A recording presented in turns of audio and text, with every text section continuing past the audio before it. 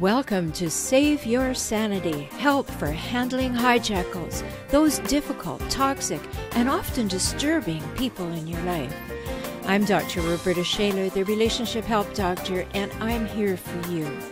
You'll get the insight, skills, strategies, and support to stop tolerating verbal and emotional abuse, whether it's happening now or it happened to you in the past, maybe by a parent, partner, ex, relative, or even a coworker.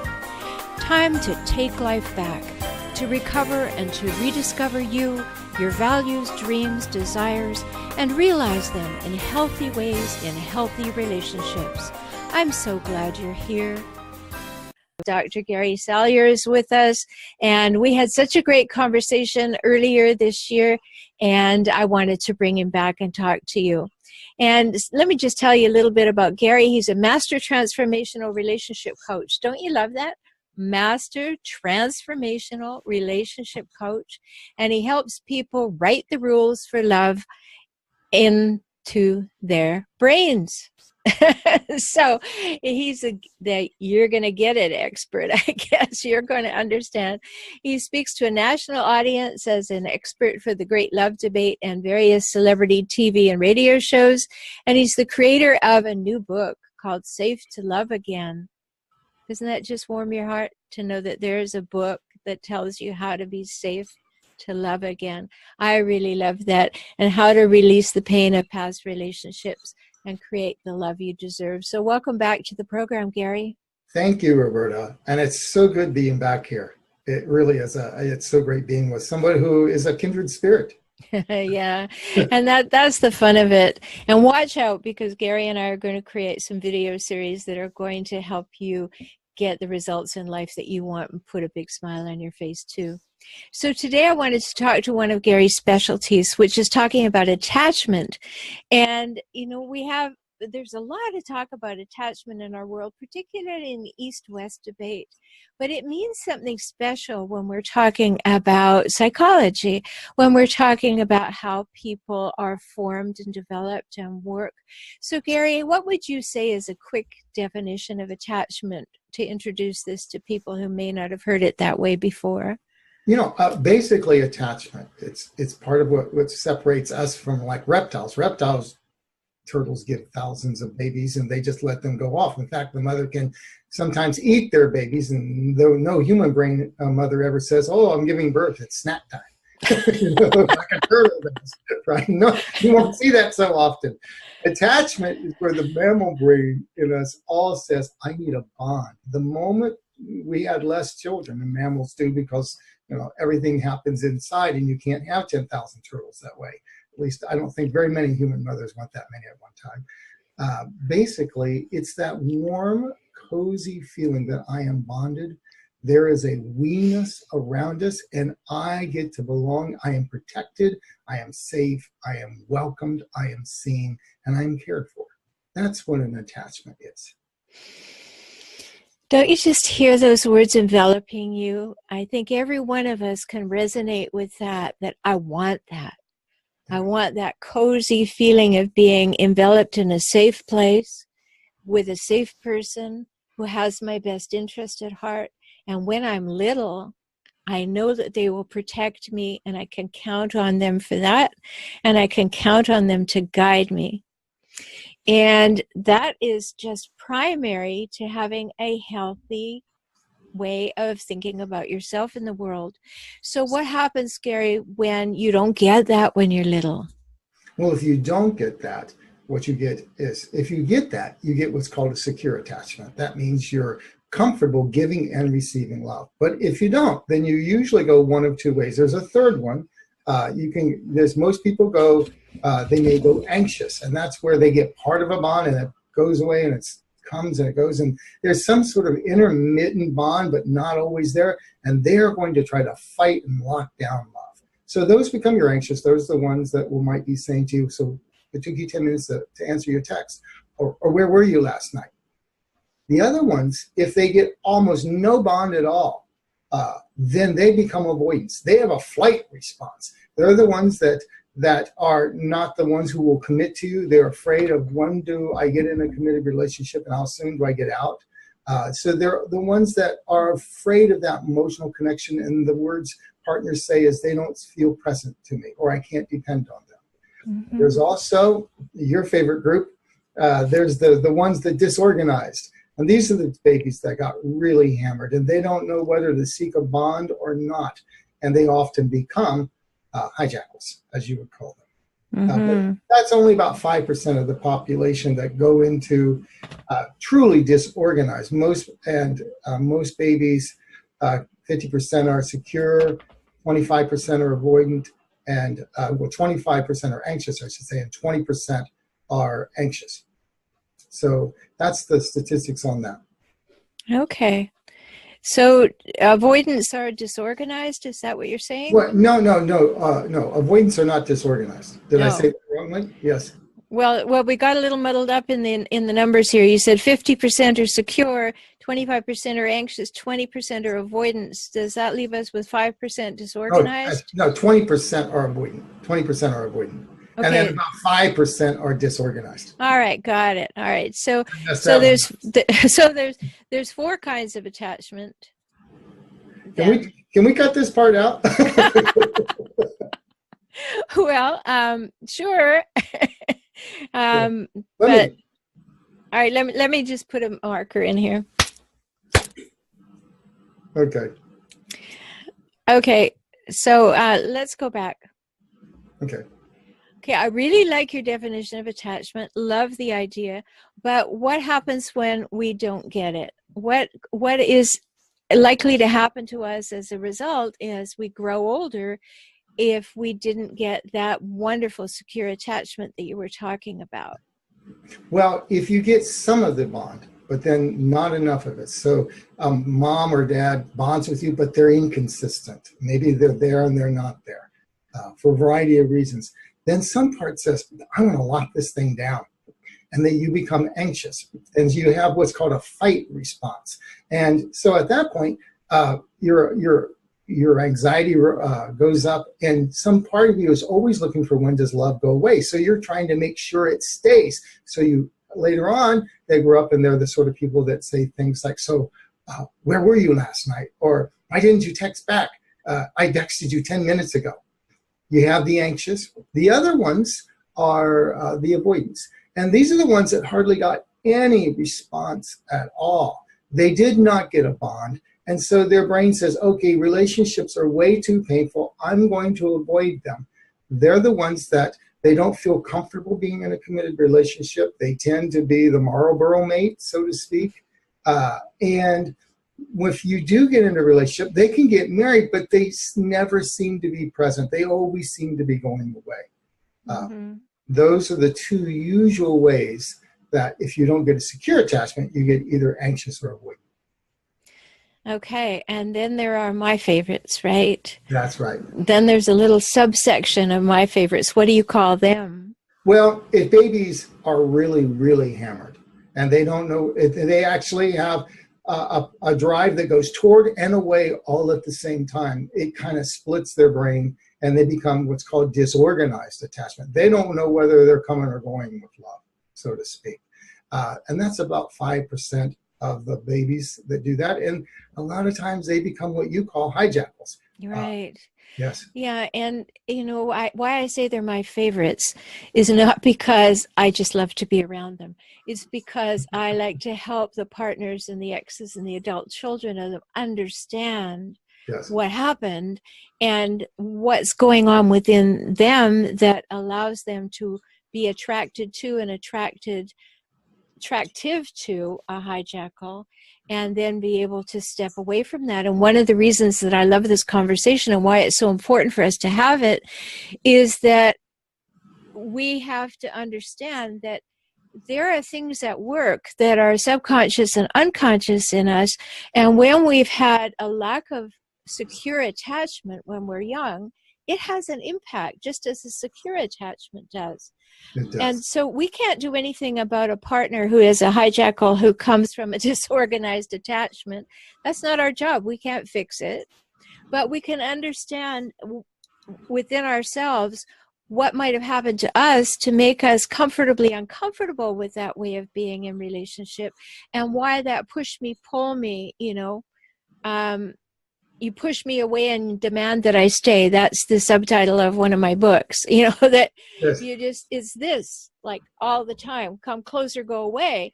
And you want to understand that. And then to really get it. Like I was writing back and forth to a person just this week who said, I think this is going on because I have a thing at passiveaggressivechecklist.com where you can take a free checklist. And she took it and she said, this seems to be going on.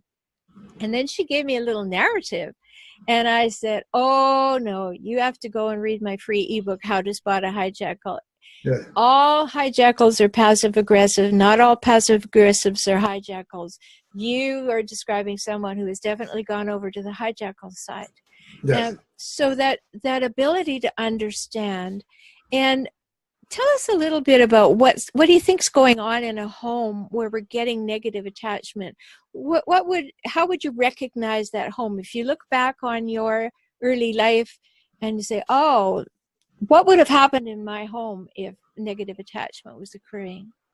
Well, if there's negative attachment, you're going to always be a little bit honest. For me, I grew up with a borderline mother, and the air raid sirens were never far away. I think I had my hand on it all the time. You're always wondering when it's going to go down, and it is. It's just a matter of when.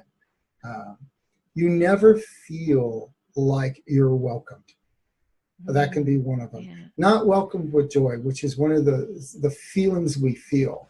A lot of times you feel like you feel like you belong, maybe too much. They're intrusive and they're always in your face, and they never allow you to be in need. Sometimes there's no right to belong. You don't get too much, you get no right, and they're always pushing you away. You feel like nobody has your back. You're on your own forever.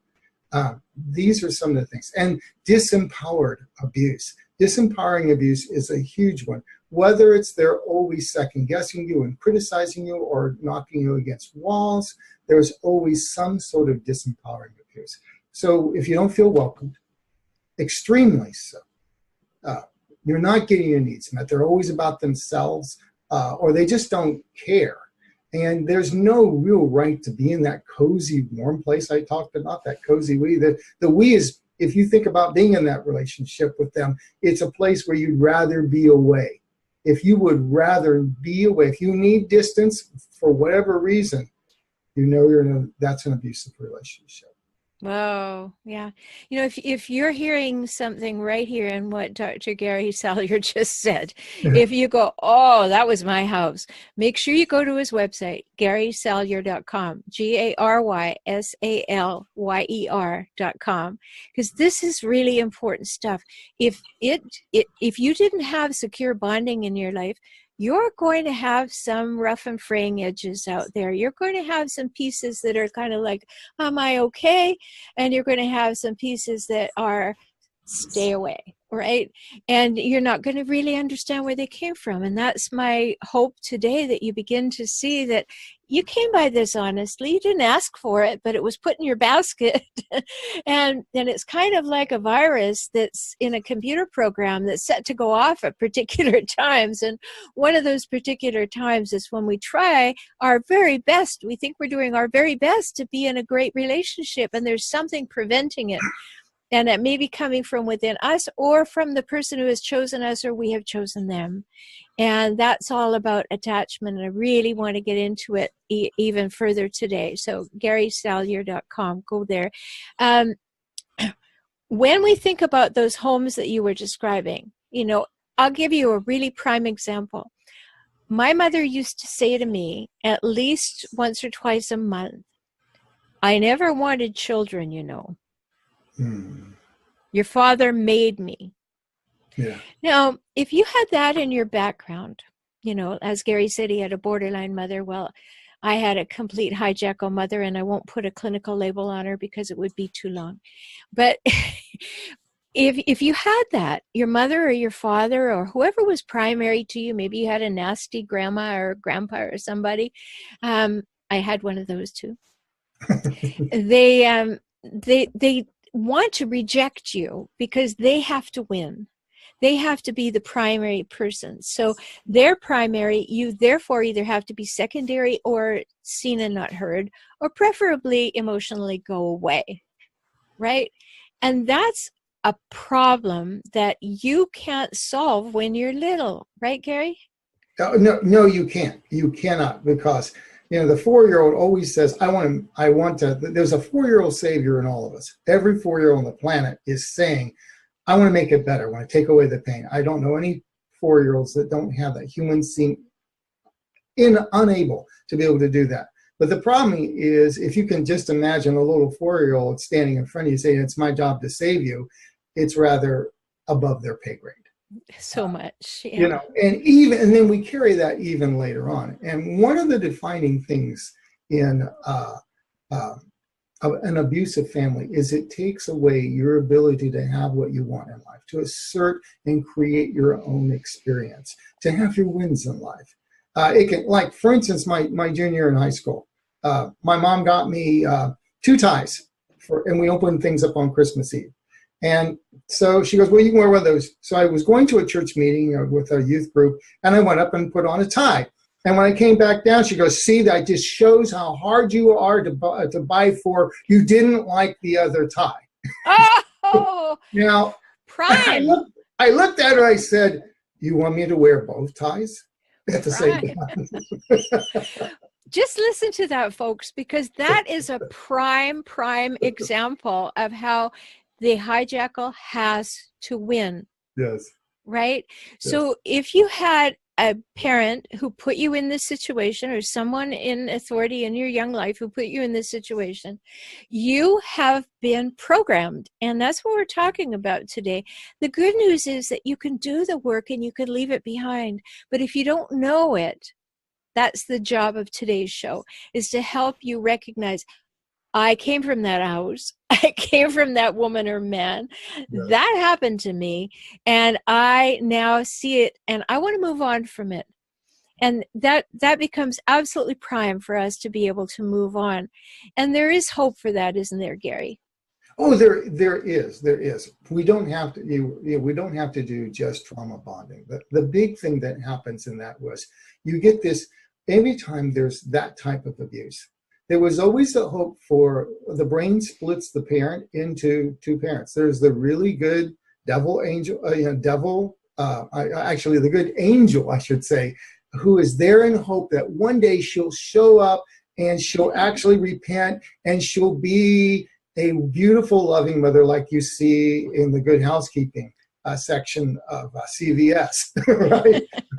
Or your best friend's mother who was always there, making hamburger helper after school, right? On the other hand, there's the other one is the bad devil, and we split them. And the real issue for this becomes love, secure love, is now put into the future. And what we bond to is what I call a hope structure. We inevitably, because of that savior, we will pick somebody who has both the angel and the devil, the good and the bad, so we can save the devil and one day have the good one. And it's learning that love is about having, not hoping. And we cannot be the savior. And the real key here is to train your brain to stop splitting the idea of love into good that you can only have in the future, and this devil one. Because what it does, it sets people up for relationships with an endless cycle of working their tails off in a relationship that can go nowhere, and they can never have love. They're always hoping for it, and they're always trying to fix them. They're always waiting for the day love shows up. They're always trying to make sure. That's the essence of what happens when we get into these places. In other words, you can't have your win. You can't assert and create your own experience now. It's learning to put future love into the present and taking out that bad and saying, I can say no to that, because no hijackal allows you to say no. Trust me on that one, they won't. Right. There's no such thing as no for a hijackal. Right. You can say except no. If they say it. Yes, they do. That's the real key to trauma bonding, is to stop being addicted to saving that which you cannot save and to stop hoping for that which you deserve now. Beautifully said, Gary. I love that because, well, for more than one reason, but I write a lot about our being hooked on hope that the good person that we fell in love with is going to return. And that's what you're talking about, is that we just get into that. But if I'm good enough, quiet enough, patient enough, compassionate enough, nourishing enough, I don't nag, I don't demand, I don't do that, then the good angel will return. And so they're connected to our past that says, I can put myself into a pretzel and a doormat in some form that will cause the good angel to return as a steady partner. So there's so much more to talk about. Stay tuned for part 2 with my guest, Dr. Gary Salyer. And remember to go to GarySalyer.com, GarySalyer.com. And for further information, go to forrelationshiphelp.com. Be right back.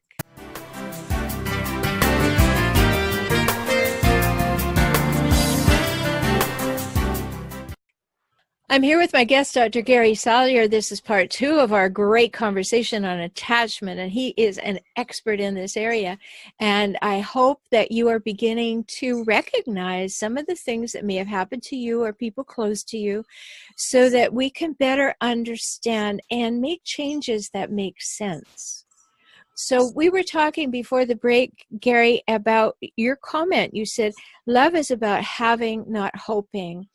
And I ended part 1 by saying that I write often about being hooked on hope. So how do we get to that place where there is enough balance to get healthy in this situation? Well, that's a good question. The first thing is you have to realize you have a right to actually have love. You know, the wedding vows, you'll never see the wedding vows say, to hope to hold. It says to have and to hold. That's what it is. And if you're always hoping, it really does, what it means is giving yourself, when we have had a hijackal or we've had an abusive relationship, there's always that part that puts it off as a layaway plan. And I think what happens early, the brain does something really wise and a little bit tragic at the same time. It creates a layaway plan called hope, because the only way it can protect the right to love is to put it in that layaway plan. Now, layaway plans are meant to one day have Christmas. And the problem with abusive relationships is kind of like that line in The Lion, the Witch, and the Wardrobe, where it was never winter, and it was never Christmas and always winter. There comes a time when it's okay. At least the layaway plans I remember as a kid, there was a time you actually collected on that. Yeah, when the debt was paid and you could actually go get it. That's right. Yeah. And that's an interesting phrase, because a lot of times we are trying to pay off their debts. Dear mom, dear dad, I'll make it right for you. I'll pay that debt for you. And the real key is to realize that their pain was never your business. It was never your business. You have to, I actually lead some of my people through an exercise where they stand before the imaginary parents and they say, this is the pain you gave me, but this pain was never my business. This is your business. Please look kindly upon me when I can have my love now. You have to give that pain back because it's not yours. It's above your pay grade. Yeah. And, you know, I think of an interesting piece that we should put in here, because I think often of forgiveness, Gary. And yes. I think, you know, certainly we've heard the trite phrase, forgiveness is about us, not about them, and all of that. But it's more than that. And what I tell my folks, and I'm sure you do too, because we're so aligned, but is we're not in the blame game here. We're not going in the past to find out who's to blame for why my life isn't working. We're here to go and say, oh, there were these facts, and they created these possibilities, and from these possibilities I now get to choose how I'd like to move forward. Yes. And I'm not going to go back and build a condo and live in the past, hopefully. I don't want people to tell their story over and over and be rewounded every time at the cellular level. Let's just talk about the way it was, validate the feelings and the facts, decide what we'd like to move forward toward, And do it from the frame of, maybe I got this wrong message and I choose this new one. What do you think of that? I like that one.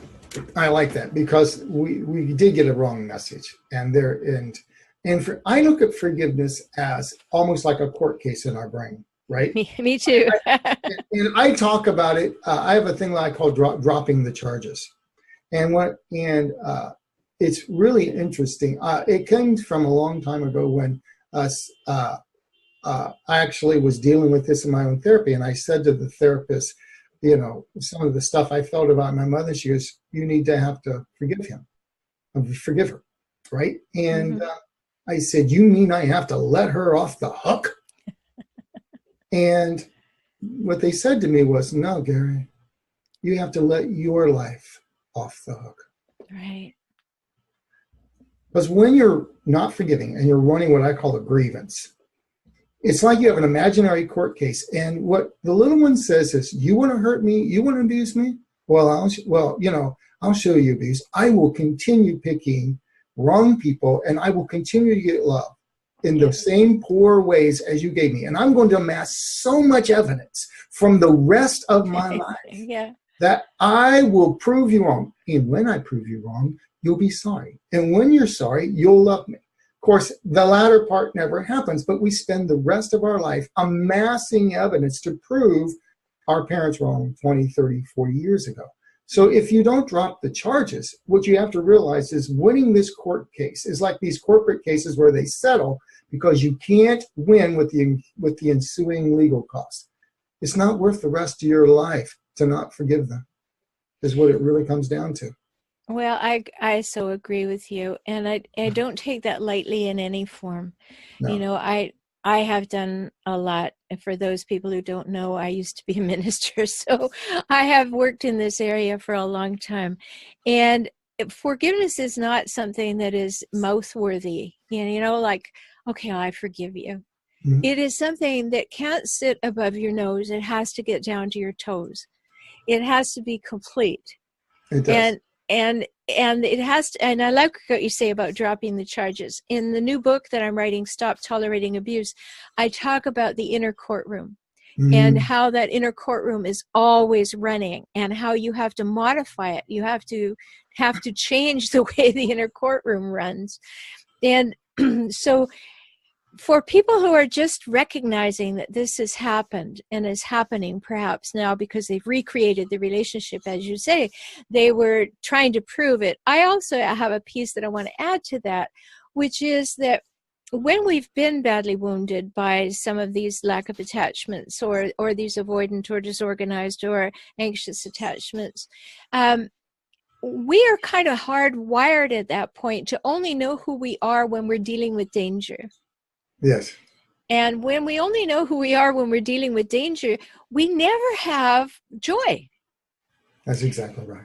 Because we can't allow ourselves to have joy, because what if I stop being vigilant, right? What do I do? So there's a connection between these two things to be able to be present in the moment, to close the book on the blame, and to shut down the inner courtroom for a while and be fully present. And for many people, they can't do that. What hints would you have for them? To be fully present? Yeah. The thing is, to be fully present, you have to give yourself a real right to exist. And in the book, I talk about your embodied self. When you are running these fear patterns, step into your body. Your body, if you really feel into your body, I'll bet you'll feel a scared 4-year-old. Now, how many of us would take a scared 4-year-old and not just say, "Come on, honey, let's just calm down," and take them out and just hug them and allow them to relax? Think of your body as the 4-year-old that's always there with you. Would you do that to them? Always tell them to be, on edge? No. What you want to do is give them some milk and cookies. So being in the present is like giving your body milk and cookies. Be nice to yourself. There's no price tag. There's no court case worth what it will cost your body. And your body is not just your taxi in life. It's you. Beautiful. I love the metaphoric way that you talk about things, Gary. It's so clear. And remember, folks, if you want to learn more about Gary, go to GarySalyer.com, GarySalyer. You'll see it in the notes. But letting people off the hook. Okay, so it just made this connection. Hadn't thought about before, but this hooked on hope and then letting people off the hook are kind of joined. Because if we stop being hooked on how it's supposed to be, and if I'm only a better person, it will be like that. And then I let myself off the hook too, to say, no, it's okay when it sucks sometimes too. It's just reality. I'm not in pursuit of perfection. Yes. Because that gets hooked in there too, that if I'm only better than I possibly could be, and I'm hooked on the pursuit of perfection, which is what a hijackal believes is the only necessary thing so they can constantly win. They will always find you wrong. Just like your story in part one, about the two ties. Like, it's like the parent who looks at your grades and you got all A's and 1 B plus, and it says, what happened? What happened to the B plus? You can never actually externalize that in your own life until you look at that and say, that was unkind. That was uncalled for. That had nothing to do with who I am. It has everything to do who the speaker is. And unhook that to allow ourselves to be in the present and get here and say, what do I think? What do I feel? And what direction am I wanting to go? Yeah. For my own mother, I think the turning point in my life was, was like, why did you always abandon me? My mother didn't name me for 3 weeks after I was born. I was so disappointed. And the state troopers had to say, you'll name me or we'll put you in jail. Now, so there was always a lot of abandonment. My grandmother filled in for her. Thank God that, I think she saved my attachment. She really did. Yeah, I had a godmother who did the same thing. Yeah. At one point, I realized my mother was mentally ill. Mm-hmm. What was left of the sane mother had to abandon me lest she kill me. And I realized that what was left of the real mother and my mother took the best deal possible and abandoned me lest her mentally ill side destroy me. At that point, I realized my mother gave me all the love she could. Beautiful. And I stopped blaming her. I stepped into the side of her that said, I'm sorry I'm mentally ill. I'll abandon you because if I don't, I'm going to abuse you and you won't make it through life. Yeah. And and then I realized she did as good as she could, and she got beat with razor blades, not razor, but razor straps. And at some point, I stopped making sure it was about my pity party. It was about having rapport and compassion with something bigger than me. And once I stepped into that bigger frame, it doesn't mean that I thought the two-tie incidents or being beat when I was a child were actually any fun. But I got to the place where I could say, you consent to it. Consent isn't saying you're thinking, oh, this is really great. You simply, that's the way it was. And this is the way it can be. And it's worth the person I can step into if I can simply let that go. Not so much without judgment, but just saying that's what it was. And how else could it be? Yeah, beautifully said, as usual, Gary. The thing about it is that we started this conversation in part one and continued it about attachment. Mm-hmm. And what we're discussing right now is letting go to the attachment that it was possible for us to have a relationship with the mother who was mentally ill and who was personality disordered in my case, for sure. And to say, all right, she did the best she could. If she'd known better, she would have done better, I like to think. Yes. That's all she had to give, and she gave it. Some of it I have to give back because I don't want it. There was very little good there, except that she gave me my life. And now it's my choice what I do with it. And it's a whole other conversation. We'll have it another day about where was Dad and all this. But, I hope that our conversation today has brought some light to what happened to you. It's not your fault. It had nothing to do with you. But what has to do with you is what you do with it from today forward. What would you say about that, Gary? Oh, I absolutely see that. When I look back at all the relationship pain that I caused in 2 divorces because I wouldn't give up the grievance, it wasn't worth it. The day I stepped into this new frame that we're talking about was the day I got to be me. I got to step into my greatest self. And I got to be something that's even better. I got to be of service to everybody else. And that's the sort of life. I would rather live that life of gratitude than a life of grievance any day of the week. That's what you get. You get the right to create your own experience, not repeat the past experience. It's life's golden ticket. It really is. I love that. Live a life of gratitude, not grievance. I'm not saying that lightly. Neither is Gary. I know you're not. It's not like some of those lovely platitudes and that says now you don't have to do your work. You do. You have to do the work. Yeah, you don't do the work. It's called denial. Like I'm just going to go on from here and pretend I'm not wounded and I don't need some help. But we do want to live a life that's based in gratitude and not grievance. And there's so much richness in these conversations. Thank you so much for being part of it again, Gary. And I look forward to future conversations. Well, thank you for having me here. It's great to be with you. I love your spirit and to be of service to your wonderful people. Thank you. My guest today is Dr. Gary Salyer. Find him at Gary, Gary, Salyer, SALYER.com. Look for his upcoming book, Safe to Love Again. All the things that we're talking about today will be in there and more. Watch also for the video series we're going to create because this is a topic that you really need to understand. So until we talk again, go to forrelationshiphelp.com. Sign up for weekly tips for relationships and stay tuned because we always have people who are going to help you have the best life possible. Talk soon. I'm so glad you spent this time with me today. I hope you heard something that touched your heart and empowered you to move forward. You can have the life and relationships that you most want, and that begins with you, within you, today. I'm always here for you. Life can get better, and you heard that from me, the Relationship Help Doctor. I'm Rhoberta Shaler, and I work with clients throughout the world through video conferencing. We can talk. So learn more at forrelationshiphelp.com, forrelationshiphelp.com, or visit me on YouTube at For Relationship Help. Join me for next week's show.